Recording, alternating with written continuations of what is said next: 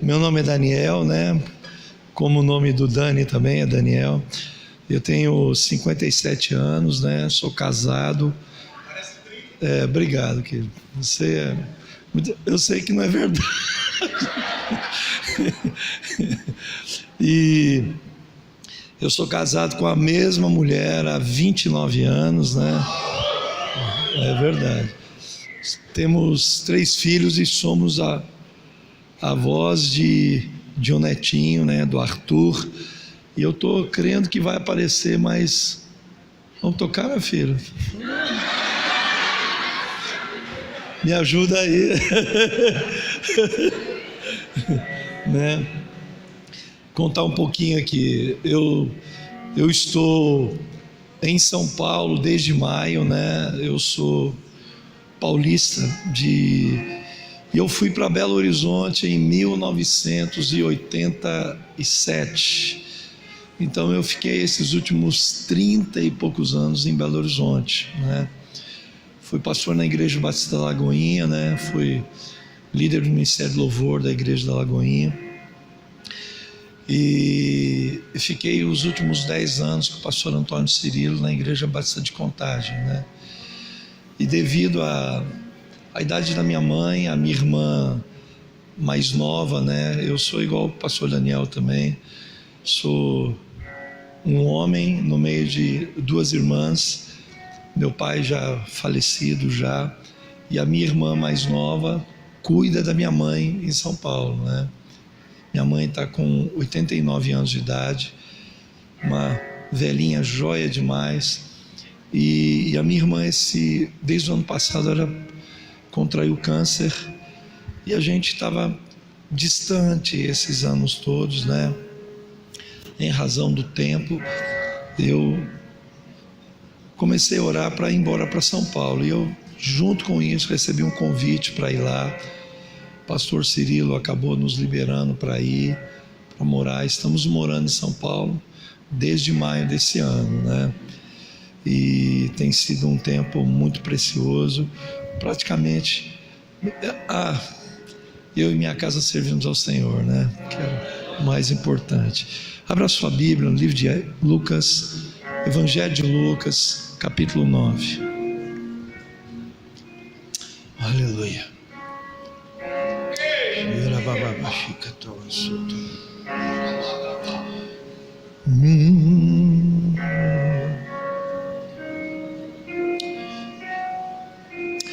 E aconteceu, verso 28, e aconteceu que quase 8 dias depois dessas palavras, tomou consigo a Pedro, a João e a Tiago, e subiu ao monte com o propósito de orar.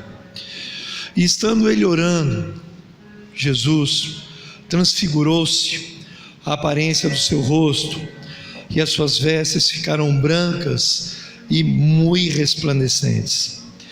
E eis que estavam falando com ele 2 varões, que eram Moisés e Elias, os quais apareceram com glória e falavam da sua morte, a qual havia de cumprir-se em Jerusalém. E Pedro e os que estavam com ele, carregados de sono, e quando despertaram, viram a sua glória. E aqueles 2 varões que estavam com ele, e aconteceu que quando aqueles que se apartaram dele, disse Pedro a Jesus: Mestre, bom é que nós estejamos aqui e façamos 3 tendas, uma para ti, uma para Moisés e uma para Elias, não sabendo o que dizia. E dizendo isto, veio uma nuvem que os cobriu, e com a sua sombra, e entrando eles na nuvem, temeram. E saiu da nuvem uma voz que dizia: Este é o meu filho amado, a ele ouvi. E tendo soado aquela voz, Jesus foi achado só, e eles calaram-se por aqueles dias, não contaram nada a ninguém do que tinham visto. Aleluia. Pai, nós oramos no nome de Jesus. Nós acreditamos que o Senhor é poderoso, Pai.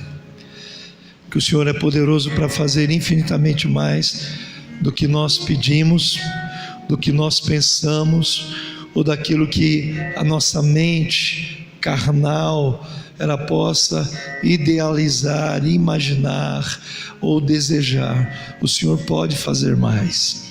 Então o Senhor tem sempre mais para nós, Pai. E se o Senhor tem mais, eu quero muito mais do Senhor. Se o Senhor tem mais, nós queremos mais, Pai. Nesse dia, Senhor, então fala aos nossos corações em nome de Jesus. Muda a nossa vida, Pai. Muda a nossa visão. Abra os olhos do nosso entendimento. Abra os olhos do nosso coração, Pai, para que nós possamos ver a grandeza, ver a glória do Senhor nessa noite, nesse lugar, Pai. Em nome de Jesus, Pai, nós te agradecemos, Pai. Em nome de Jesus, em nome de Jesus, em nome de Jesus, em nome de Jesus. É engraçado, sabe, meu irmão, que apesar de Jesus ser Deus, né, que a gente sabe disso, todos nós sabemos disso, que a Bíblia diz que no princípio era o Verbo era Deus e o Verbo estava com Deus.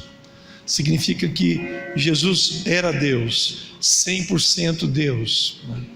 E uma coisa que me intriga assim na vida de Jesus é que mesmo ele sendo Deus, né, uma vez quando você lembra aquele dia que foram prender Jesus, Pedro assim num ímpeto assim de proteção, querendo proteger Jesus, ele arranca a espada e fere o servo do sumo sacerdote, cortando a orelha dele. E Jesus olha para ele e fala assim: guarda a tua espada, Pedro.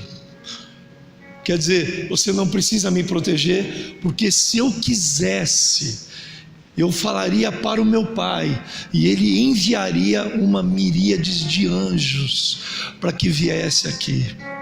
Então Jesus, mesmo sendo Deus, Ele jamais ele usou do expediente, dando alguma carteirada. Mas Jesus, sendo quem Ele era, tendo o poder que Ele tinha, Jesus ele dava muita importância para uma coisa chamada oração. Ele amava orar, ele gostava de orar. E se você olhar o texto aqui, a Bíblia diz que essa experiência aqui do Evangelho de Lucas, que ele leva consigo, não levou todos os discípulos, ele levou somente com ele Pedro, Tiago e João. Ele leva com ele não levou os discípulos para manifestar a glória dele. Ele não levou os discípulos para revelar a glória dele para os discípulos. Você percebe? Quando você lê o texto, diz assim: ele subiu para o monte, levou consigo Pedro, Tiago e João. No Evangelho de Marcos diz assim: com o objetivo e o propósito de orar. Ele foi orar. Jesus dava muita importância para isso. Ele dava muita importância para isso. Muito. Ele dava muito valor para isso. Você vai ver que frequentemente nos evangelhos, você vê sempre Jesus à parte orando, chamando os discípulos para orar. Um dia ele fala assim: vocês puderam nem pelo menos uma hora vigiar comigo e orar comigo? E eles dormiam no meio daquele período de oração. Então, na verdade, meu irmão, a gente percebe que Jesus, desde as coisas mais pequenas, menos importantes na vida, como a decisão mais importante de se entregar, quando ele está no Getsemane lá, orando, ele vai angustiado, orava a Deus, e na oração ele dizia assim: Pai, passa de mim esse cálice, mas não seja a minha vontade, mas a tua vontade. E Jesus entende sempre essas coisas, sempre num período de oração. Aí eu penso assim, pense nisso, irmão. Se Jesus, sendo Deus, dava importância para isso, por que eu não devo dar? Por que eu não devo fazer isso? Me importar com isso, priorizar isso. E ele fazia isso constantemente, desde os momentos menos importantes aos momentos mais agonizantes da vida dele. Ele saía à parte e buscava, e a Bíblia diz que ele saía para orar. Então Jesus era um homem assim, que dava muita importância para a oração. Os discípulos de Jesus, no Evangelho de Lucas, no capítulo 6, quando chega no versículo 2, diz assim: naqueles dias retirou-se para o monte a fim de orar, e passou a noite toda orando a Deus. No capítulo 6, ele sobe para o monte e ele ora a noite inteira. No Evangelho de Lucas, passou a noite inteira orando, buscou a Deus a noite inteira. Quando ele desce, a Escritura diz assim: ele chamou todos os seus discípulos. Não era somente os 12, na verdade os 12 nem existiam ainda, Daniel.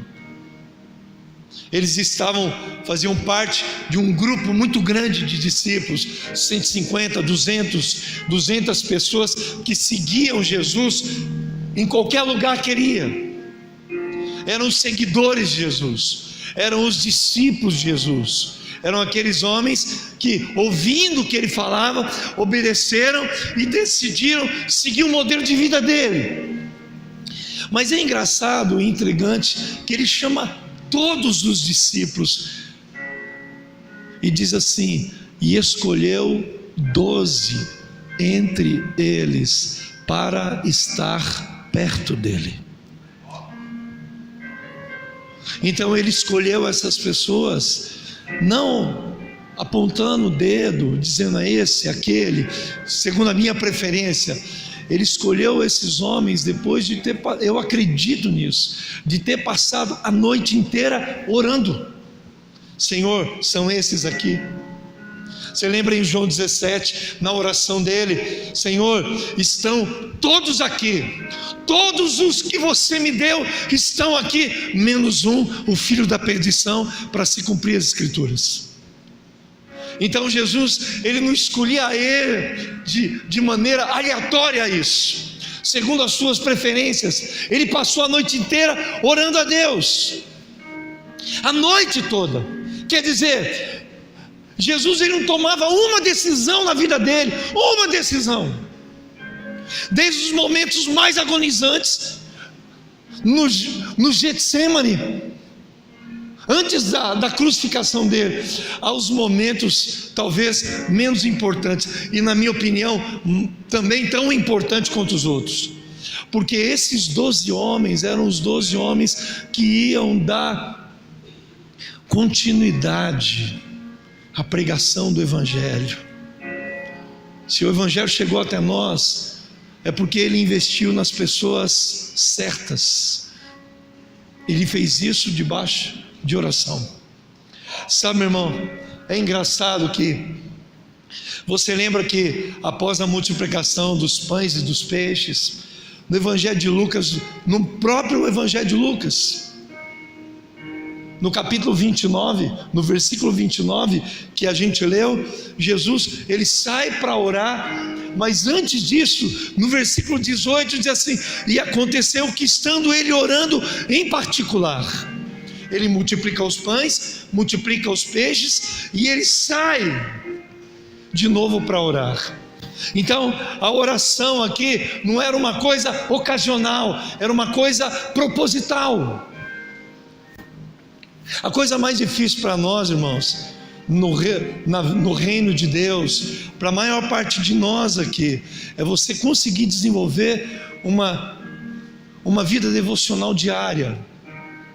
Você levantar de manhã e a primeira atitude da sua vida não é pegar no telefone e ver o WhatsApp, ou ver as mensagens que entraram no seu telefone enquanto você dormia. Não. A primeira coisa que deveria de ser a primeira coisa que queima no coração de um homem e de uma mulher de Deus é buscar a Deus em oração. E Jesus era assim. Ele fazia isso. E é engraçado quando chega no capítulo 11 do Evangelho de Lucas, os discípulos dizem assim, 11, 1 e 2, de uma certa feita estava Jesus orando em certo lugar. Já é outro dia, outro evento, outra circunstância. E quando terminou, um dos seus discípulos lhe pediu: Senhor, ensina-nos a orar. Mas ele diz assim: como João também ensinou os seus discípulos a orar. Sabe, meu irmão, uma das coisas, sem querer ser redundante e ser maçante numa coisa, mas é uma coisa importante isso. Quando a gente forma um discípulo, a primeira coisa mais importante na formação de uma pessoa, do caráter de uma pessoa, é ensinar essa pessoa a desenvolver intimidade com Deus. É aquilo que nós falamos na visão do MDA, que é desenvolver o TSD. Levar essa pessoa a estar com Deus. Tem um homem chamado David Cornfield. Ele fala, ele é um dos, há 25 anos atrás, David Cornfield no Brasil já ensinava sobre discipulado.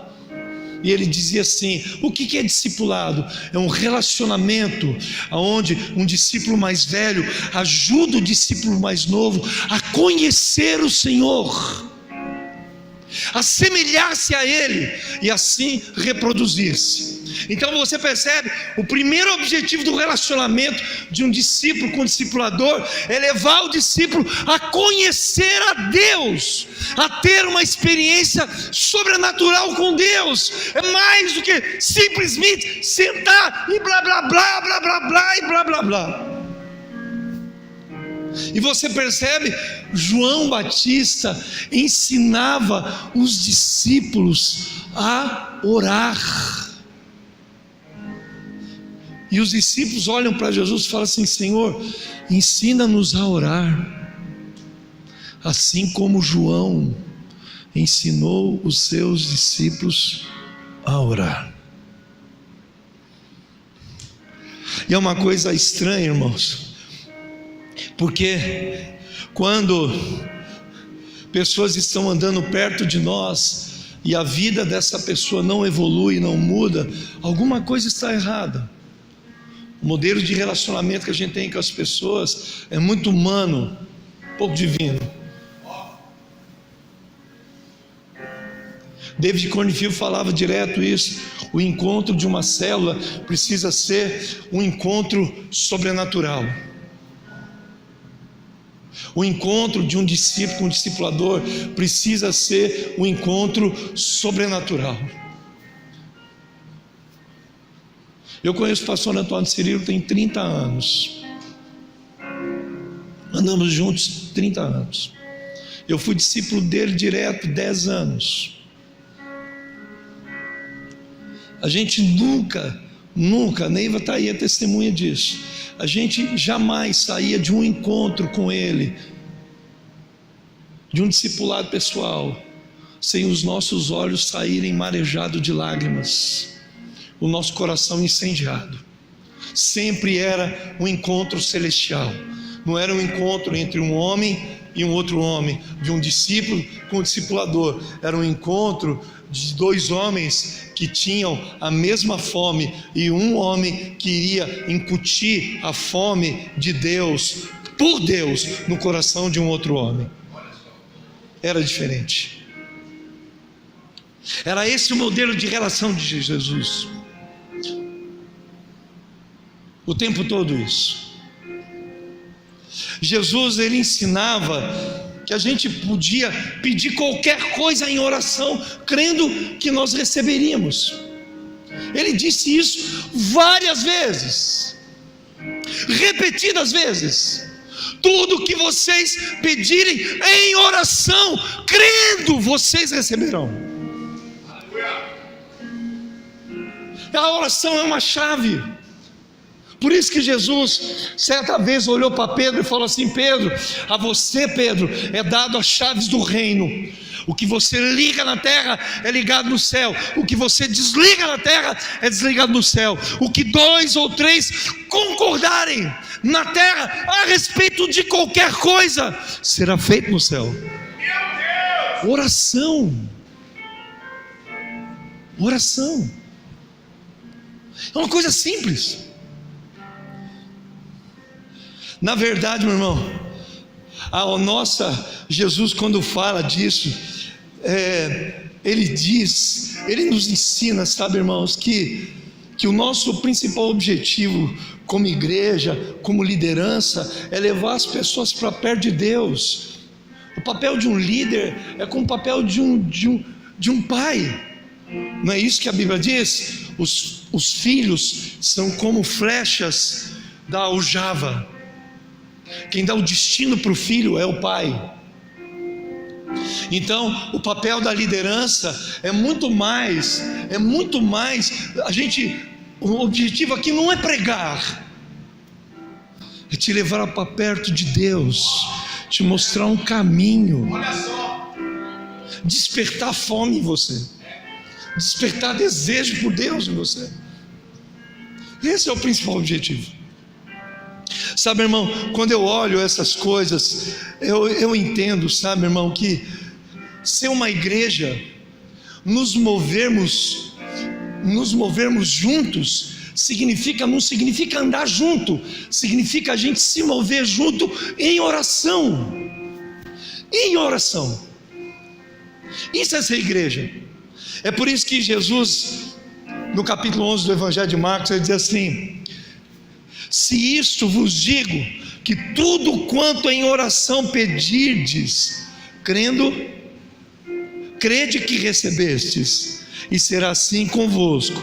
E quando estiveres orando, mas você percebe, ele diz o seguinte: mas quando você estiver orando, e se tendes alguma coisa contra alguém, perdoai.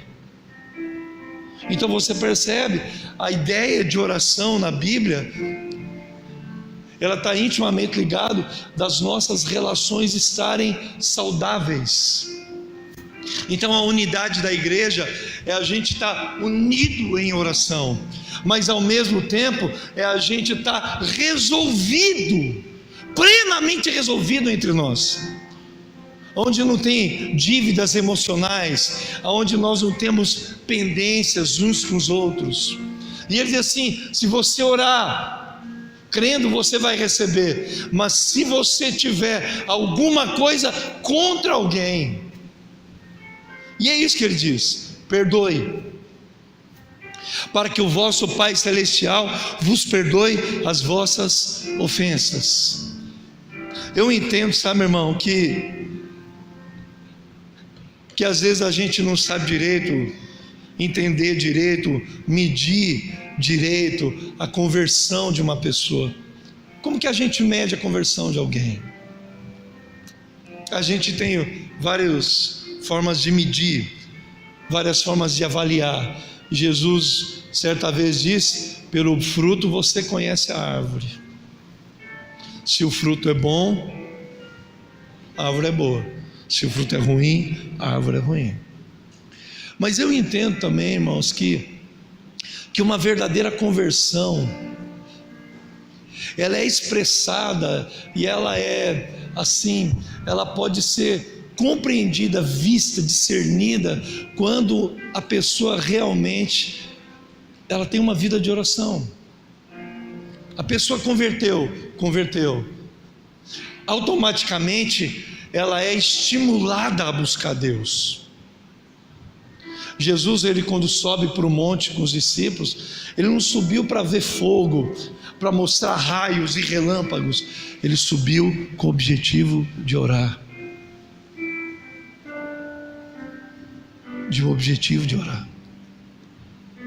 A gente conhece aquele homem chamado Saulo. Lembra de Saulo? Aquele homem terrível, perseguidor da igreja. A Bíblia diz que Saulo, ele entrava dentro da casa dos irmãos do caminho e arrastava os homens pelos seus cabelos para a rua e apedrejava, agredia esses homens. Era um religioso. A Escritura tratava Paulo como uma besta fera, um homem violento, um homem terrível. Quando Paulo está indo para Damasco, a Bíblia diz que ele levava em suas mãos cartas para prender os irmãos. Então o objetivo de Paulo naquela empreitada era prender os irmãos, era impedir o desenvolvimento da obra de Deus. Aquele homem estava decidido a isso. Ele foi o homem que dirigiu o apedrejamento de Estevão, lá no livro de Atos. Você lembra quando terminaram de apedrejar Estevão? Estevão olha para o céu e disse assim: eis que eu vejo os céus abertos. E ele morre apedrejado, vendo a glória de Deus. Quando terminou o apedrejamento do Estevão, a Bíblia diz que pegaram as roupas de Estevão e lançaram as roupas de Estevão nos pés de Saulo. A tradição mandava entregar o espólio do executado nos pés daquele que liderava a execução.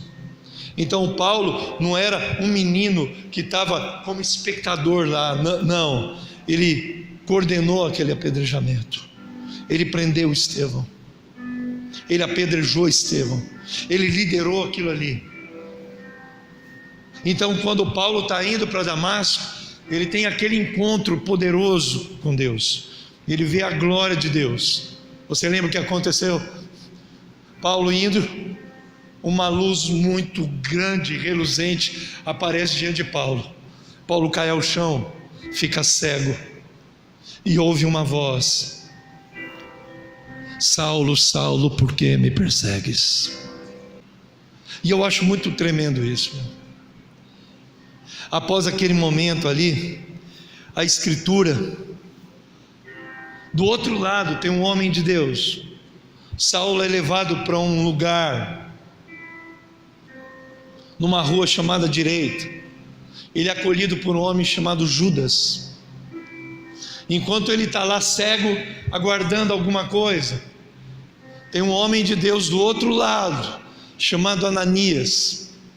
E a Bíblia diz que enquanto Ananias estava orando, o anjo do Senhor apareceu para ele e falou assim: Ananias, vai na rua chamada Direita, na cidade de Jope, procura na casa de Judas. Existe um homem lá, de nome Saulo, porque ele está orando. Vai lá, porque ele está orando.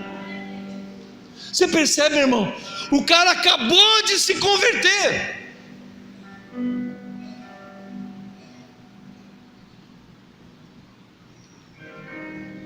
Quando Ananias entra, ele olha para Saulo e fala assim: irmão Saulo, o Senhor me enviou aqui para que você veja. Colocou os olhos, as mãos nos olhos de Paulo, e as escamas de Paulo caíram. Sabe o que ele estava fazendo? Orando. Esse texto aqui que a gente acabou de ler, meu irmão, é um texto muito poderoso. É muito poderoso.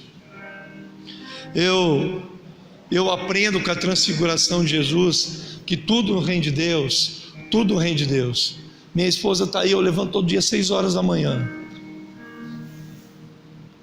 Eu saio de casa, eu vou para a igreja.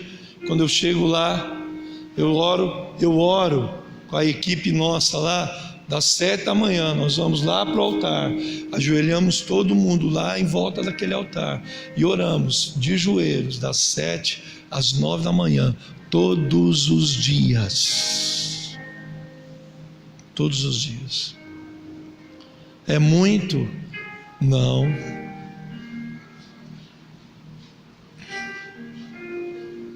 Não. Pastor Enéas Tonini morreu, acho que o ano passado, com 100 anos de idade.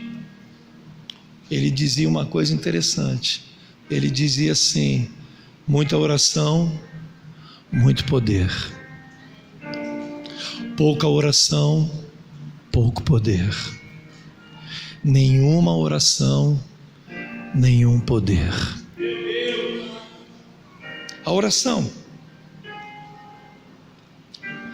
Sabe, meu irmão, eu aprendo quatro coisas com essa experiência. Primeira coisa que eu aprendo, que toda manifestação da glória de Deus, se a gente quer uma manifestação da glória de Deus, se a gente quer viver um poderoso avivamento contínuo, eu estou com 57 anos de idade. Eu morei em Belo Horizonte nos últimos 32 anos da minha vida. Eu vi tudo que você ouviu dizer. Eu vivi, eu vi. Eu vi tudo. Todo mover de Deus. Quando alguém fala assim, Belo Horizonte tem uma nuvem sobre BH, eu concordo, realmente tem. Mas todo mover de Deus sempre é fruto, toda manifestação de Deus, ele é fruto quando nós estamos totalmente voltados para Deus, em oração e adoração. Nosso coração se volta para Ele, a glória de Deus vem. Os discípulos estavam com Jesus e a manifestação da glória de Deus na vida de Jesus foi fruto quando eles estavam com o Senhor orando. O propósito não era ver a glória de Deus, o propósito era subir para o monte para orar, simplesmente orar.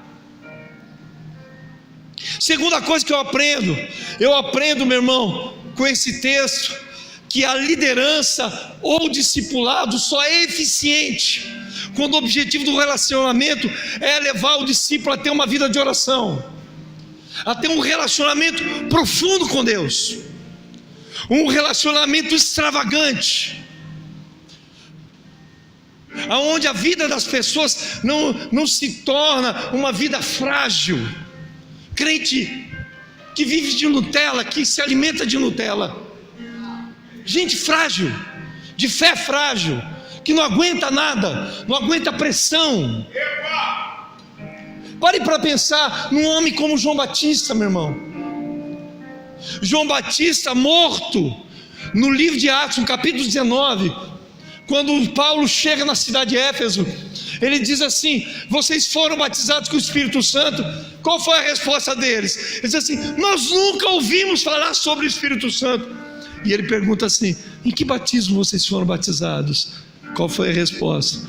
No batismo de João. A perpetuidade do ministério de João.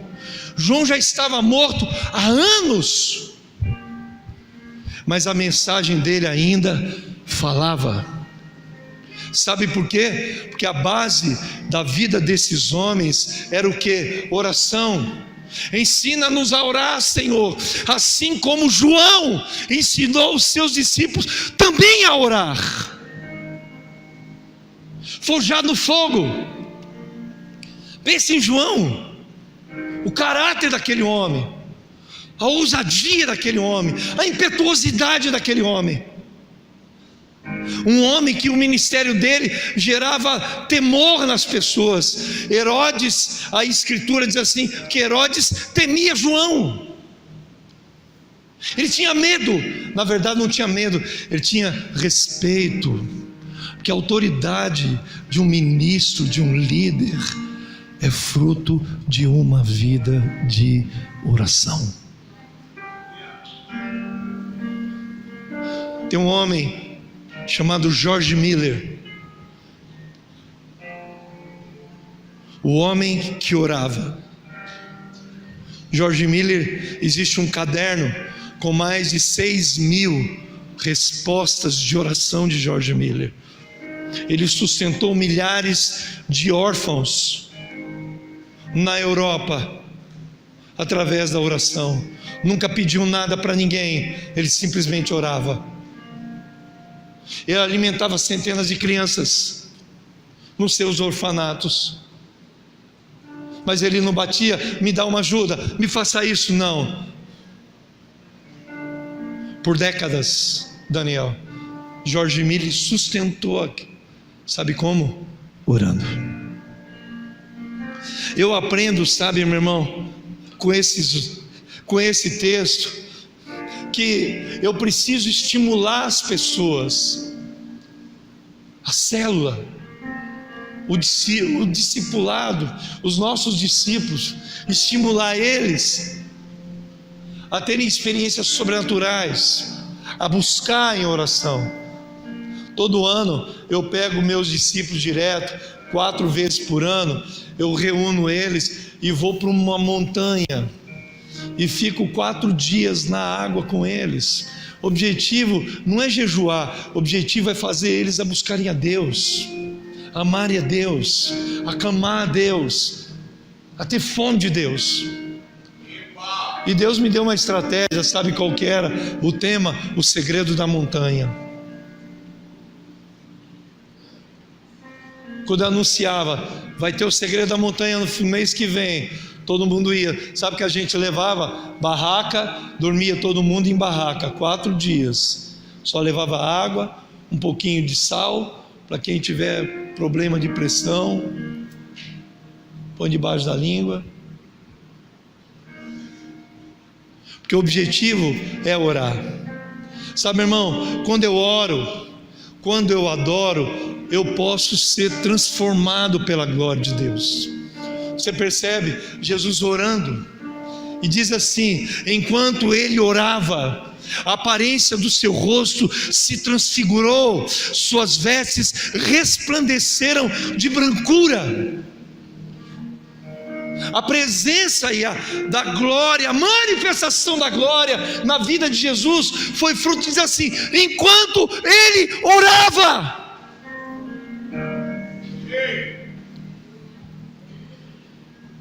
Foi orando, ele foi transfigurado. E quando nós oramos, nós podemos ser transformados. A oração muda tudo, irmãos. É difícil você ver um homem que vai cair de joelhos diante de Deus, e depois de uma experiência profunda de quebrantamento, dificilmente aquele homem vai continuar com o mesmo objetivo, com a mesma obsessão, com a mesma loucura, com a mesma carnalidade, vivendo do mesmo jeito. Dificilmente. A vida dos discípulos foram transformadas por causa disso. Pedro, Tiago e João. Lembram o que o João diz no Evangelho de João, no capítulo 1? Ele diz assim: nós vimos a sua glória, a glória do unigênito do Pai. Então aquele dia, aquela experiência de oração virou a vida de João, de Pedro e de Tiago de cabeça para baixo.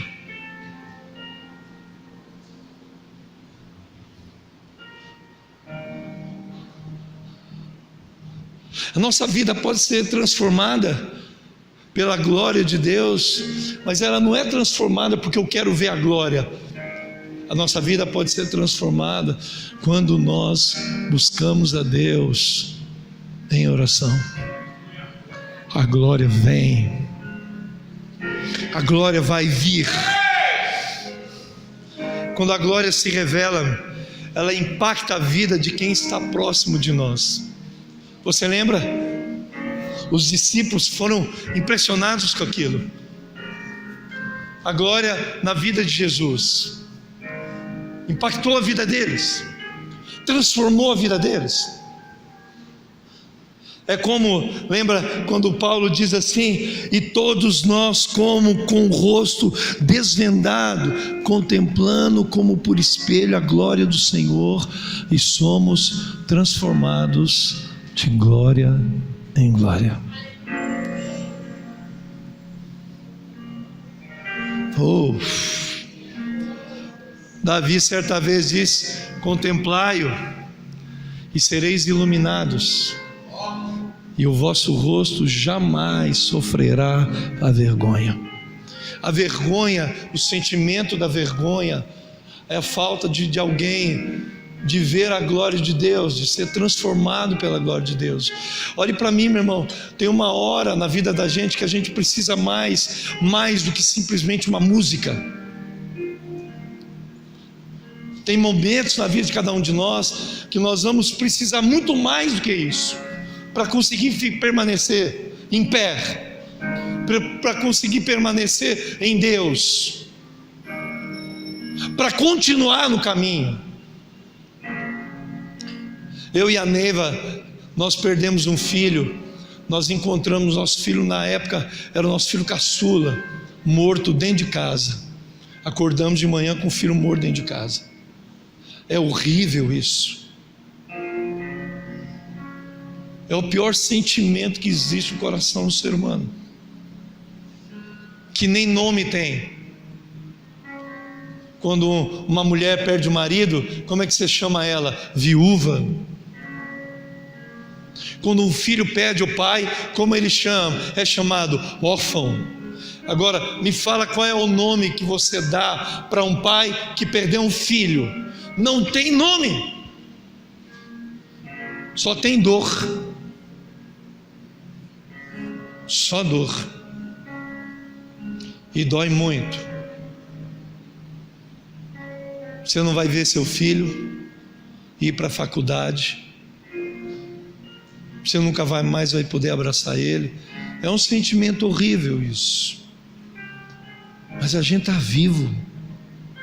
Nós estamos vivos. Sabe por quê, irmão?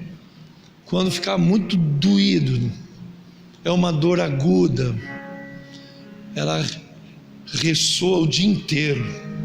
Parece que tem uma faca dentro do peito da gente. Fica lá assim, mexendo, virando.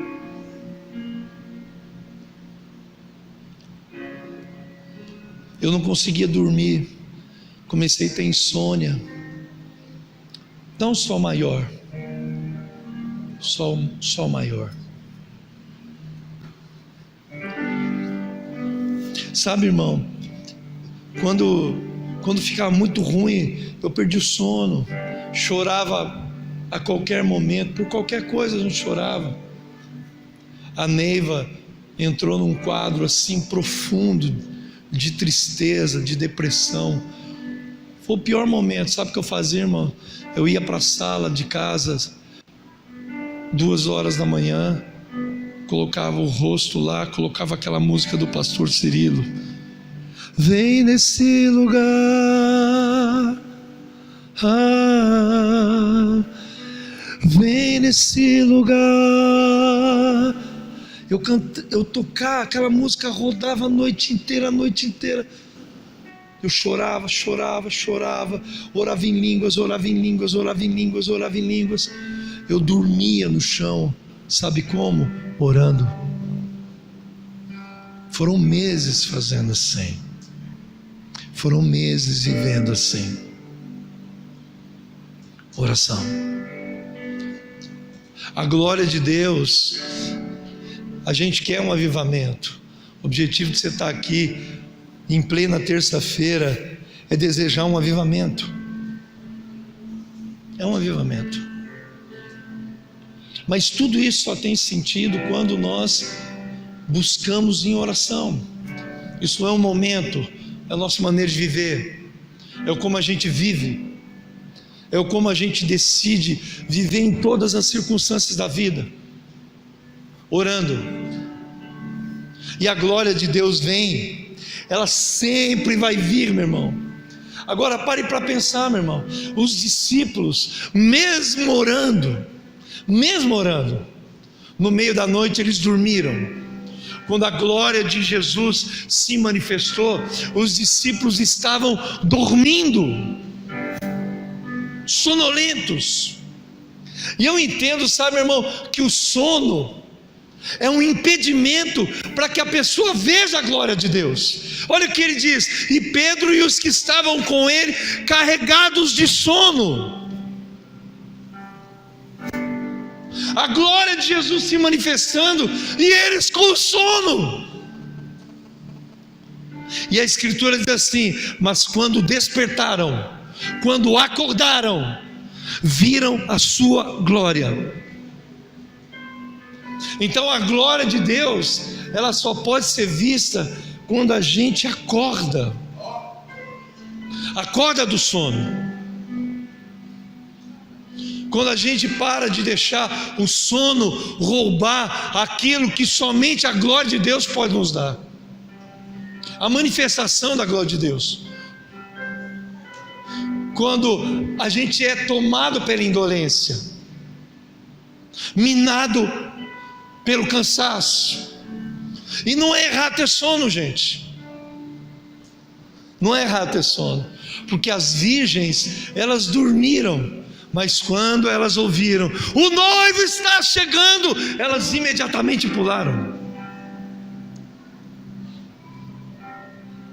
O cansaço pode abater a gente, mas a gente precisa vencer a carne. Queria te dar uma palavra: vença a sua carne, entre na nuvem e veja a glória. Você precisa vencer a tua carne, a preguiça de buscar Deus, a preguiça de levantar cedo para buscar o Senhor, a indolência disso. E a Bíblia diz que eles, carregados de sono, mas quando despertaram, viram a glória. Mas você percebe, a gente tem que vencer a carne, vencer a nossa carne, para conseguir entrar na nuvem. Ter acordado não foi o primeiro passo, mas olha o que a Bíblia diz: eles acordaram e viram a glória. Aí ele consegue identificar o que não identificava, consegue discernir o que não discernia, consegue entender o que não conseguia entender. Mas a Bíblia diz assim, que eles entraram na nuvem, e a voz que veio do céu não veio fora da nuvem, veio quando eles estavam dentro da nuvem.